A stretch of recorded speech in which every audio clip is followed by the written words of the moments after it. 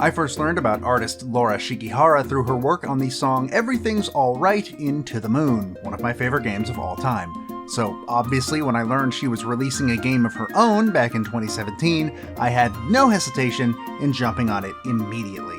That game, Rakuen, has since become very close to my heart, and I've been eagerly awaiting the Switch release ever since it was announced last year. That release has finally come in the form of Rakuen Deluxe Edition, which not only includes the original game, but also its smaller sequel, Mr. Saito, as well. Are these two games worth your time as they arrive on Nintendo's platform? Just to get the answer out of the way quickly, absolutely. In Rakuen, you play as a young boy who has been hospitalized for an indefinite amount of time. His condition has at least improved enough that he's able to wander the wing he's residing in, meeting the other patients and hospital staff working there.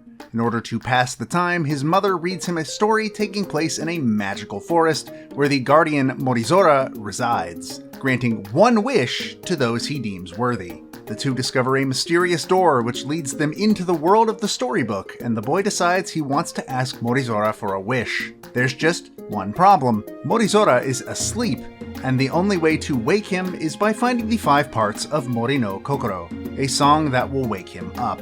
To find the different parts of the song, the boy and his mother begin exploring and interacting with the forest counterparts of the patients back in the hospital, hearing about their stories and helping them through their current traumas. The result is a story that looks and feels cute and fun, but every once in a while surprises you with a masterfully done attack directly on your heartstrings. Rakuen is another game made largely in the RPG Maker engine, meaning gameplay is as simple as can be. You wander around the world, can interact with objects or people with A, look through your inventory and journal with X, and ask mom for hints with Y. Areas in Rakuen tend to be very puzzle-based, whether it's a puzzle based on pressing switches in the right order, pushing blocks, or finding the right combination of actions to trigger the way forward. These puzzles are well put together, though none of them are admittedly all that hard. One minor complaint I have with the gameplay is that while I understand that this is meant to be a game you take your time with, I do wish there was an option to move at least slightly faster, as the boy's default walk speed can start to feel a bit slow at times. This is especially true during some sections that have you walking through areas you've already visited multiple times. As stated before, this package also includes Rakuen's newly released mini-sequel, Mr. Saito, which plays essentially the same as its predecessor.